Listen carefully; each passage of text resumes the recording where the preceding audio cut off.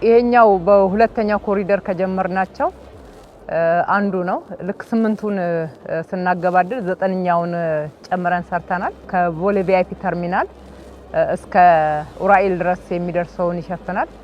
ወደ 5.5 ኪሎ ሜትርን የሚሸፍን መንገድ ነው።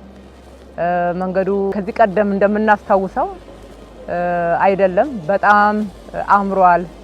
በከተማችን የመጀመሪያውን ደረጃ የሚይዝ መንገድ ሆኖ ወጥቷል ማለት ነው። በጣም አስቸጋሪ ነበረ በዚህ ማለፍ። ሚዲያኑ ሰፊ ነው፣ ዛፎቹ አያምሩም፣ አላስፈላጊ ኮተቶች በየህንፃዎቹ ላይ ተለጥፈው የህንፃዎቹን ውበት ሸፍነውት አዳዲስ ህንፃ አልሰራንም። እንግዲህ እነኚህ እዚህ የምናያቸው ህንፃዎች የነበሩ ውበታቸው ግን ባላስፈላጊ ተቀጣይ ግንባታዎች እንዲሁም ውበት በማጣትና ያያያዝ ችግር ውበታቸው አይታይም ነበር።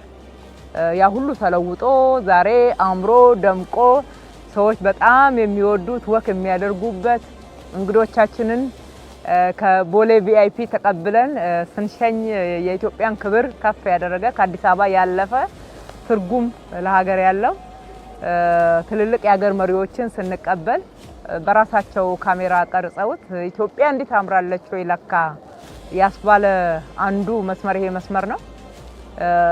9ኛው ኮሪደር በሁለተኛው ዙር ነው። እንዳጠቃላይ ከጀመርናቸው አዲስ አበባ ላይ በእነኚህ 2 አመታት ከሰራናቸው ኮሪደሮች ደግሞ 11ኛው ነው የሚሆነው ማለት ነው። ተጠናቆ ለአገልግሎት ክፍት ሆኗል።